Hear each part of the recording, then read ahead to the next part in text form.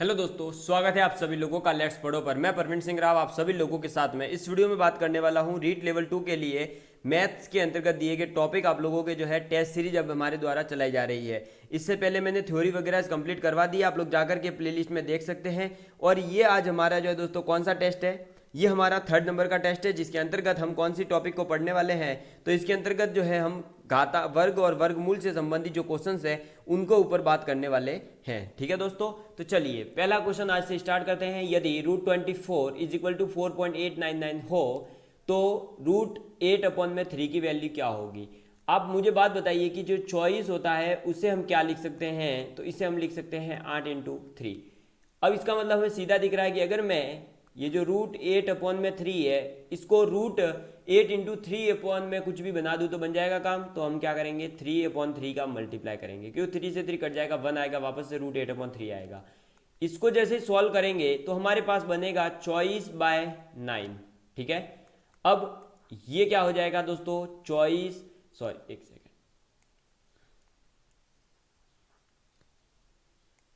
एक सेकेंड। अब देखिए ये क्या बन जाएगा दोस्तों, √24 की वैल्यू तो है हमारे पास में 4.899। ठीक है, अपॉन में √9 की वैल्यू होती है 3। अब 16 तिया होता है 48, तो 1.6 और 9 का 33, तो 1.633 यही हमारा आंसर है। ए ऑप्शन जो है आपका सही हो जाएगा।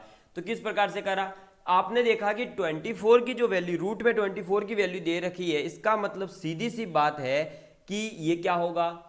अब आपको इसको कन्वर्ट करना होगा। अब √8/3 को कन्वर्ट करने के लिए क्या कर सकते हैं हम, ऊपर और नीचे दोनों तरफ अगर हम 3 का मल्टीप्लीकेशन करें तो नीचे तो बन रहा है स्क्वायर यानी बाहर आ जाएगी संख्या, और ऊपर वाला बन जाएगा √24, उसकी वैल्यू हमें दे रखी थी। यही देख करके हमें समझ में आ जाएगा कि इस क्वेश्चन को कैसे सॉल्व करना है। ठीक है, एक बात और समझ लीजिएगा, इस टाइप के क्वेश्चंस को सॉल्व करना आप जब जब ज़्यादा बार प्रैक्टिस करेंगे तभी आपको समझ आएगा। आप अगर ये सोचते हैं कि एक दिन में हो जाए तो नहीं हो सकता। निंदा से घबराकर अपने लक्ष्य को ना छोड़ें, क्योंकि लक्ष्य मिलते ही निंदा करने वाले लोगों की राय बदल जाती है। ये बात याद रखिएगा कि निंदा से मत घबराइएगा और अपने लक्ष्य को मत छोड़िएगा, क्योंकि जैसे ही आप लक्ष्य को प्राप्त करोगे तब लोगों की वही निंदाएं राय में बदल जाती है। ठीक है, चलिए बढ़ते हैं नेक्स्ट क्वेश्चन की और। नेक्स्ट क्वेश्चन कहता है √5 + √11 + √19 + √29 + √49।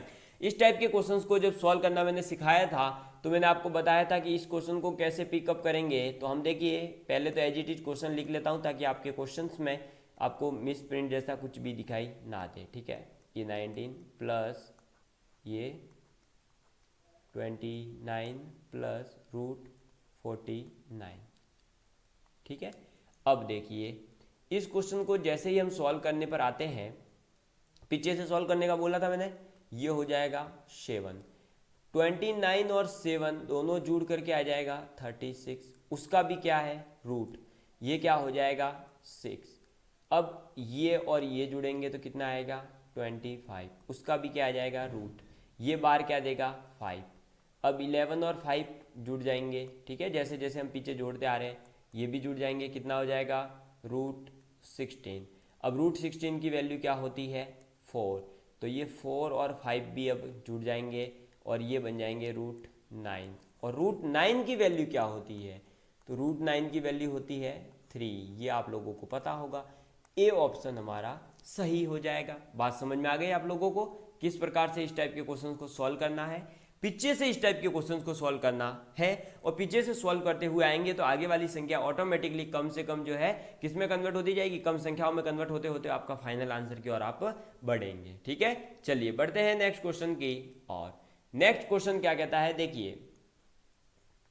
√12 इंटू √12 इंटू √12 ये अप टू इनफाइनाइट है, इक्वल टू में हमने मान लिया ये है x।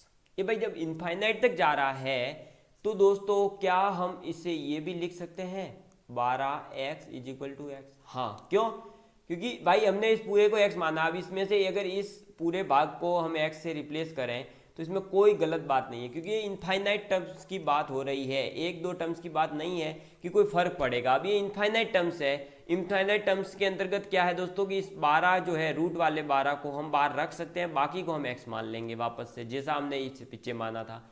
अब x ही क्यों माना, क्योंकि भाई ये पूरा x है, उसी x को हमने यहाँ रिप्लेस भी करा है। अब दोनों तरफ स्क्वायर करिए, कितना आ जाएगा 12x बराबर क्या हो जाएगा एक्स स्क्वायर। ये x से एक x कट गया, x बराबर कितना आ गया 12। ऑप्शन नंबर सी आपका सही हो जाएगा। ठीक है, बात समझ में आ गई भाई।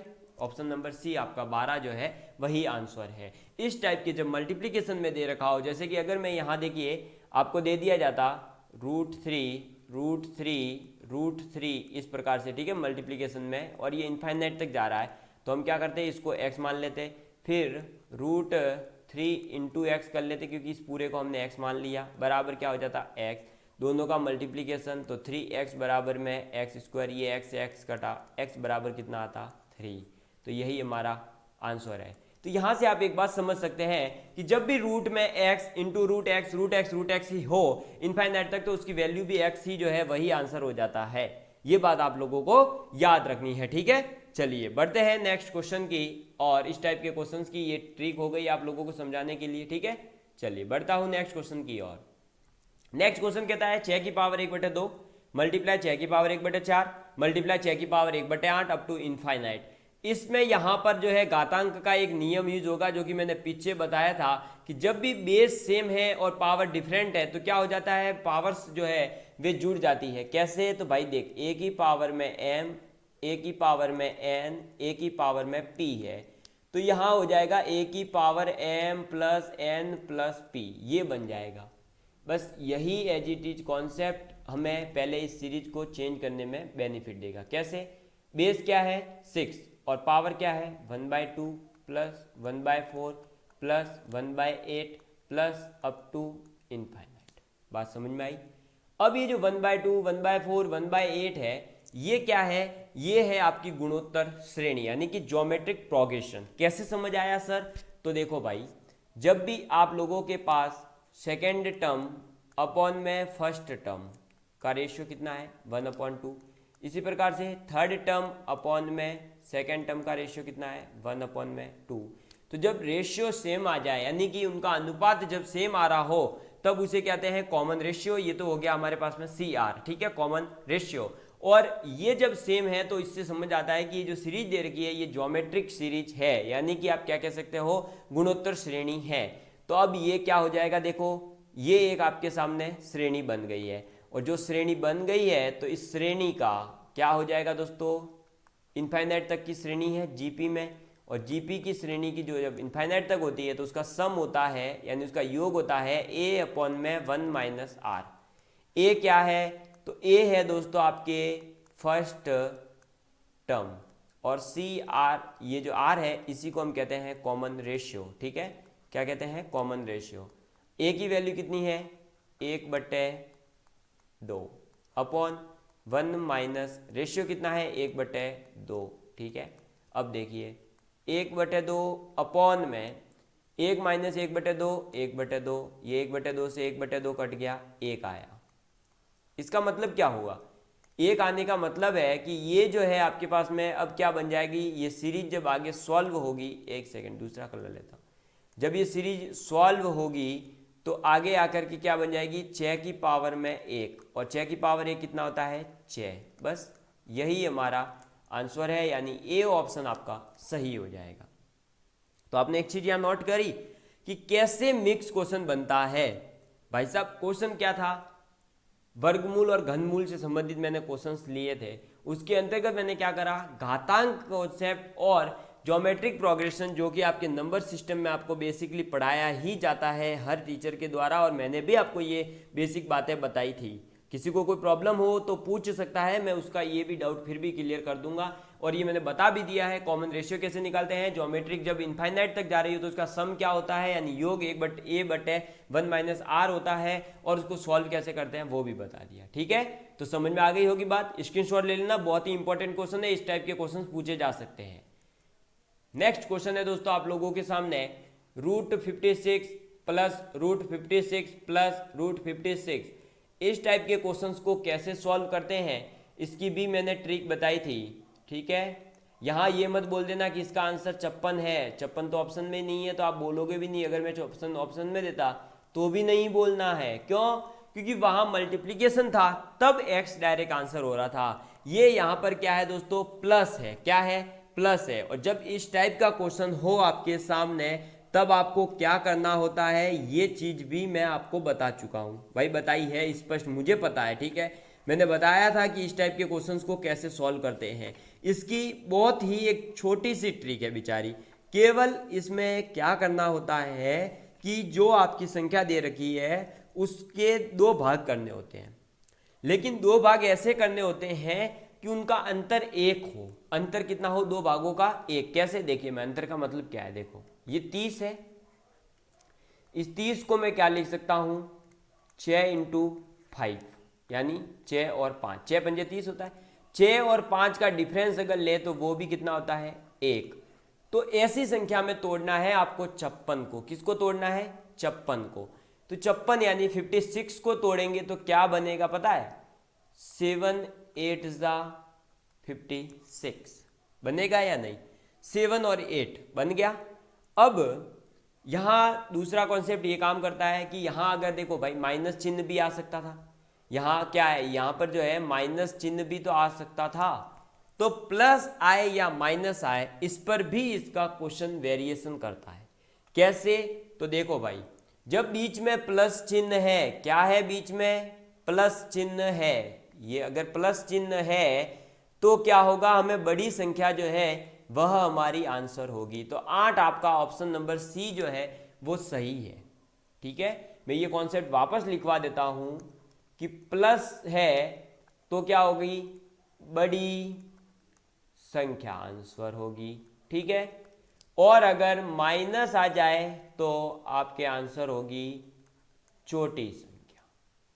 ये आपको समझना ही जरूरी है बस। ठीक है, बाकी इसमें कुछ भी हार्ड एंड फास्ट नहीं है, बस ये ट्रिक है। क्योंकि देखो यहाँ हो सकता है माइनस से रिलेटेड क्वेश्चन पूछा जाए तो आप आंसर देंगे 7 को, अगर प्लस से पूछा तो बड़ी संख्या को, बस। और करना क्या है, ऐसे दो टुकड़े करने हैं कि वो जो है उनका डिफरेंस जो है वो एक हो। ठीक है, ऐसी प्रकार से अब कोई भी संख्या हो सकती है भाई, देखो कैसी भी बड़ी से बड़ी संख्या आ जाए, आपको जो है डिफरेंशिएशन तो करना आना ही चाहिए। वो तो आप ही करोगे, मैं नहीं कर सकता उसको। ठीक है, वो आप जब मल्टीप्लिकेशन करते रहोगे तो आपको समझ आ जाएगा, लेकिन कैसे करना है वो बता दिया। नेक्स्ट क्वेश्चन की ओर बढ़ता हूं। नेक्स्ट क्वेश्चन देखिए भाई, उसी सीरीज से संबंधित है, लेकिन यहां पर हमने माइनस चिन्ह उपयोग में लिया है। तो सबसे पहले पता होना चाहिए 420 को हम क्या लिख सकते हैं। और इसकी पहचान अगर नहीं कर पा रहे हो ना आप, तो आप कुछ मत करिएगा, इसके अंतर्गत 2 का भाग दीजिएगा। जब ऐसी संख्या आ जाए बड़ी तो उसमें 2 का भाग दीजिए। 2 का भाग देंगे तो देखो कितनी बार जाएगा, 21 इंटू ये 210 इंटू 2 बनेगा। अब 210 अगर मैं ये जो 10 है ये इसको दे दूँ तो क्या बनेगा, देखो 20 इंटू 21, डिफरेंस कितने का है, 1 का ही है। तो भाई साहब बन गया। अब देखो 420 के 2 टुकड़े हैं, 20 और 21।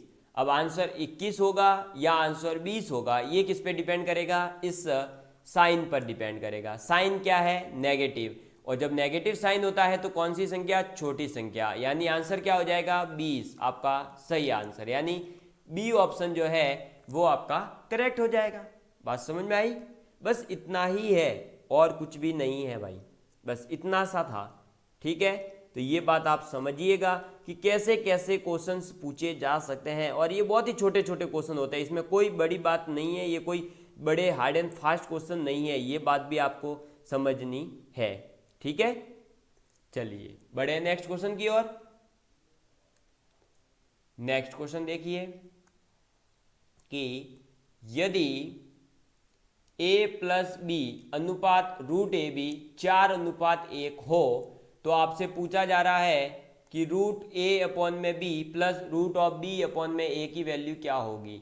तो भाई साहब कुछ नहीं करना है, a अपॉन में B plus root of B upon में ए, इसको क्या करेंगे हम एलसीएम ले लेंगे तो ये आ जाएगा नीचे root of A into B, root B से रूट बी कटेगा तो root A into root A आ जाएगा, प्लस रूट ए से रूट ए कटेगा तो root B into root B आ जाएगा। अब देखो root A into root A क्या हो जाएगा दोस्तों, A, plus root B into B, B upon में रूट ए बी, अब भाई यही तो वैल्यू दे रखी थी, तो कितनी दे रखी थी 4:1, पूछा भी यही है, तो इसकी वैल्यू कितनी हो गई 4:1 यानी कि 4, क्योंकि 1 का भाग देने पर 4 ही आएगा। तो ऑप्शन नंबर डी आपका सही हो जाएगा। बस इसी टाइप के क्वेश्चंस पूछे जाते हैं, ज़्यादा कोई नहीं पूछा जाता है भाई। देख लो ऐसे ऐसे क्वेश्चंस जो है आपके एग्जाम में देखने को मिल सकते हैं, ये बात भी आपको याद रखनी है, ठीक है। बहुत ही टफ क्वेश्चन दिखेंगे लेकिन होंगे बहुत ही इजी, ये बहुत ही अच्छी बात है। देख लो कितना दिख रहा क्वेश्चन, तो ऐसा लग रहा हो रूट ए बी की वैल्यू और क्या करेंगे, और लोग क्या करते हैं यहाँ फिर ए और बी की वैल्यू निकालने बैठ जाते हैं, दोनों का स्क्वायर करेंगे, फिर ए प्लस बी का होल स्क्वायर अपन में ए बी बराबर में 16 अपन में 1, फिर ए प्लस बी का होल स्क्वायर खोलेंगे, ए बी की वैल्यू वहाँ पर नीचे से पुट करेंगे और ए और बी की वैल्यू निकालने जाएंगे और आधा घंटा वेस्ट करेंगे, लास्ट में पता चलेगा कि ए बी की वैल्यू नहीं निकल सकती क्योंकि 2 इक्वेशन होनी चाहिए थी। तो इसलिए ऐसी गलतियां नहीं करनी है, क्वेश्चंस की प्रैक्टिस करनी है, तो आपको इजीली डायरेक्ट जो है सही वे जो कि पर्टिकुलर, देखो मेरा आज तक का अच्छा रिकॉर्ड रहा है कि मैथ में मैंने जिस क्वेश्चन में जो पहली अप्रोच अपना ली ना उसी से आंसर निकल जाता है। लेकिन क्यों? क्योंकि मैंने इतने क्वेश्चंस कर लिए कि मुझे अप्रोच सही दिख जाती है पहले अटेम्प्ट में। लेकिन कुछ लोगों को अप्रोच ही नहीं दिखती है, फिर वो अनसंट अप्रोच अपनाते हैं। देख लो भाई ऐसी अप्रोच है, ये एसएससी के क्वेश्चन है, ठीक है। चलिए बढ़ता हूं नेक्स्ट क्वेश्चन की ओर। नेक्स्ट क्वेश्चन देखिए क्या पूछा जा रहा है। तो नेक्स्ट क्वेश्चन है कि यदि root of 4096 is equal to 64 है तो आपसे इन सब की वैल्यूज पूछी है। यहाँ सीधा कॉन्सेप्ट लगाइएगा कि रूट के अंतर्गत अगर 2 के बाद में पॉइंट है, मतलब 2 संख्या के पहले पॉइंट है, तो यहाँ पर एक संख्या के पहले आ जाएगा। तो इसका मतलब क्या हो जाएगा, रूट देखो ये जो है ना इसकी वैल्यू हो जाएगी 6.4, बस इतना फर्क पड़ेगा।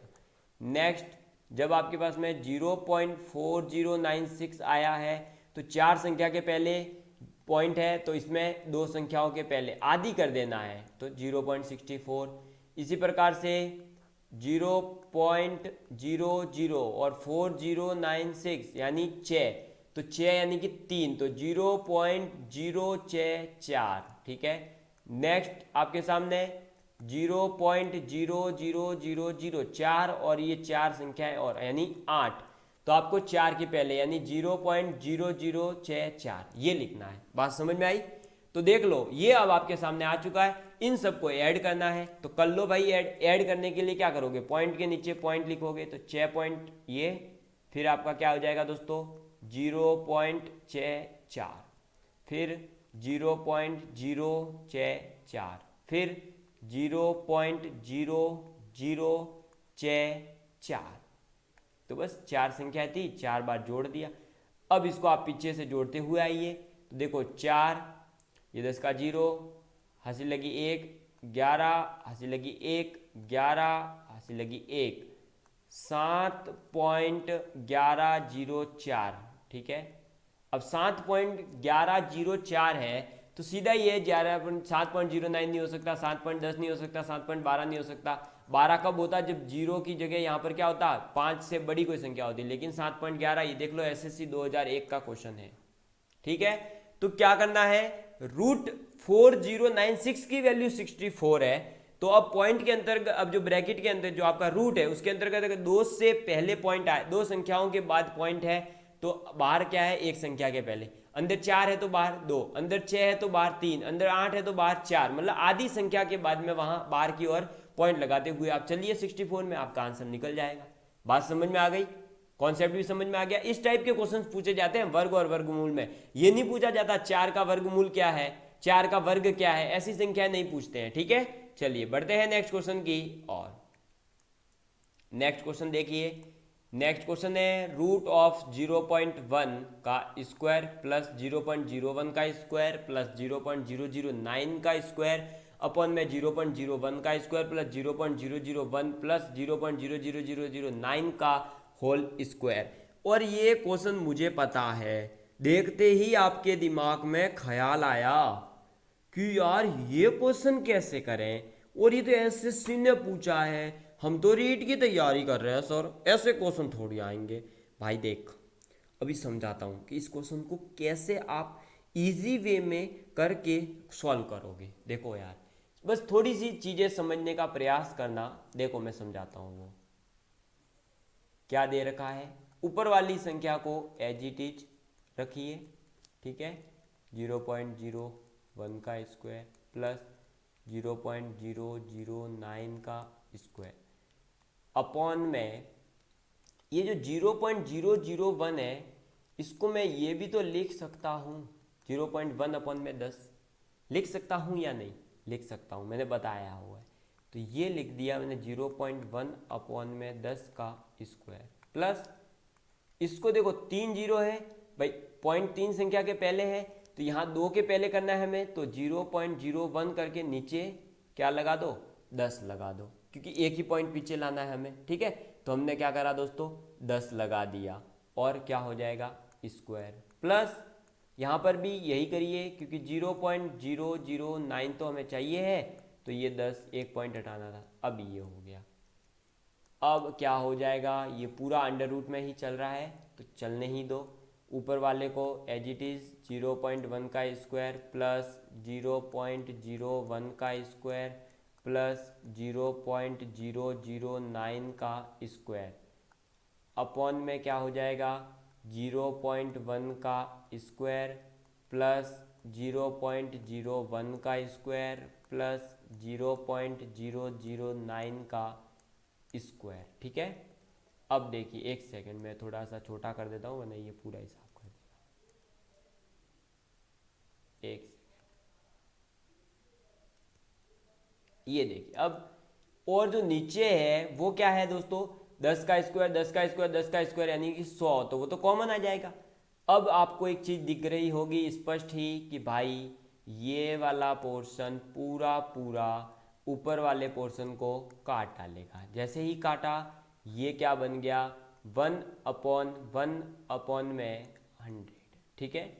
ये क्या हो जाएगा दोस्तों 1/1 है तो ये ऊपर आ जाएगा, तो ये बन जाएगा √100 और √100 की वैल्यू कितनी होती है 10, और यही हमारा आंसर है। तो आंसर नंबर बी ऑप्शन आपका जो दे रखा था वो सही हो जाएगा। अब इसमें कोई डाउट है क्या भाई, डाउट होना भी नहीं चाहिए मेरे हिसाब से, तो इजी क्वेश्चन था यार, क्या करना है 10-10 का भाग देना आना चाहिए, 10 का भाग नहीं दे सकते क्या किसी भी संख्या में, टीचर बनने जा रहे हो और दूसरों को टीचर बनाने जा रहे हो तो इतना तो आता ही होगा, बस तो इतना ही आना चाहिए, ज़्यादा सीखने की कोशिश भी नहीं करनी है। मैथमेटिक्स में आपको कोई पीएचडी होल्डर नहीं बनना है, यहाँ पर केवल क्या करना है क्वेश्चन सॉल्व करना हमें सीखना है, ठीक है। बात समझ में आ गई, यहाँ तक की बातें क्लियर हो चुकी होगी दोस्तों। ये थे आज के इंपॉर्टेंट क्वेश्चंस, और ये एक क्वेश्चन शायद हमारा अच्छा रह गया है क्या, ठीक है भाई, पहले इसको भी सॉल्व करते हैं उसके बाद बोलेंगे, जो औपचारिक रूप से बोला जाता है हर बार चैनल के एंड में हर कोई बोलता है। थैंक यू दोस्तों, धन्यवाद आपका, अगली बार जो है वापस से स्वागत है, तो ये सब मैं भी बोलता ही हूँ भाई, ठीक है। चलिए अब इस क्वेश्चन को हम सॉल्व करना सीखेंगे, तो इसमें तो यार इजी ही दिख रहा है, देखो √5 प्लस √3 और यहाँ √5 माइनस √3 है, कुछ मत करिए एलसीएम की तरह डायरेक्ट नीचे वाली संख्याओं का मल्टीप्लिकेशन कर दीजिए, ये लीजिए, ठीक है, ये देखिए ये हो जाएगा, ठीक है। अब क्या हो जाएगा, ये तो हमारे पास नीचे मल्टीप्लिकेशन में आ जाएगा और यहाँ बन जाएगा 1 प्लस √2 इंटू क्या हो जाएगा दोस्तों √5 minus √3 plus 1 minus √2 into √5 plus √3, बस। अब इसको आप सॉल्व करिए, तो देखिए 1 into √5 minus √3 plus √10 minus √6 plus √5 plus √3 minus √10 minus √6, ठीक है।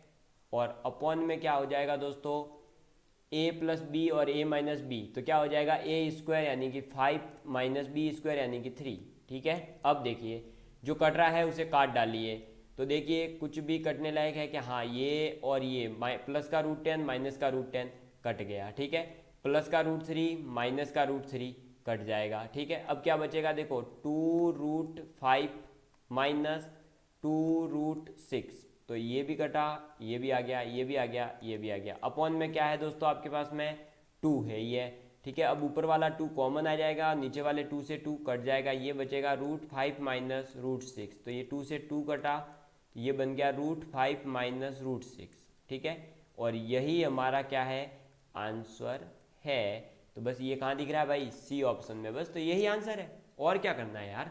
ठीक है, तो √5 माइनस √6 यही हमारा आंसर है। इस टाइप के क्वेश्चंस में कोई डाउट नहीं होगा। ठीक है, तो दोस्तों आज के लिए इतने ही क्वेश्चंस हैं। ये इंपॉर्टेंट 10 क्वेश्चंस थे जो कि आपके वर्ग और वर्गमूल से संबंधित जिस टाइप के अजीबोगरीब क्वेश्चंस बनते हैं, जो छोटे छोटे क्वेश्चंस बनते हैं ना, जो आपको पता होता है ऑलरेडी, मैं वो नहीं करवा रहा हूँ। जैसे 3 संख्याओं का अनुपात 1 2 3 है, इनके वर्गों का योग 126 है। अरे मुझे पता, आप क्या करोगे, 1 2 3 का स्क्वायर कर दोगे, कितना आ जाएगा 9, 9 और 4 और 1 10, और ये फिर आप जोड़ दोगे और बराबर रख दोगे, एक की वैल्यू निकालोगे और तीनों का। ऐसे क्वेश्चन नहीं करवा रहा हूँ मैं, अजीब यूनिक क्वेश्चंस जहां पर आपका दिमाग खुले। ठीक है, और अब जो है नेक्स्ट क्लास में हम मिलेंगे दोस्तों, और इसी प्रकार के इंपॉर्टेंट क्वेश्चंस लेकर के। अगर वीडियो अच्छी लगती है तो लाइक शेयर एंड सब्सक्राइब करना बिल्कुल मत भूलिएगा। Thank you.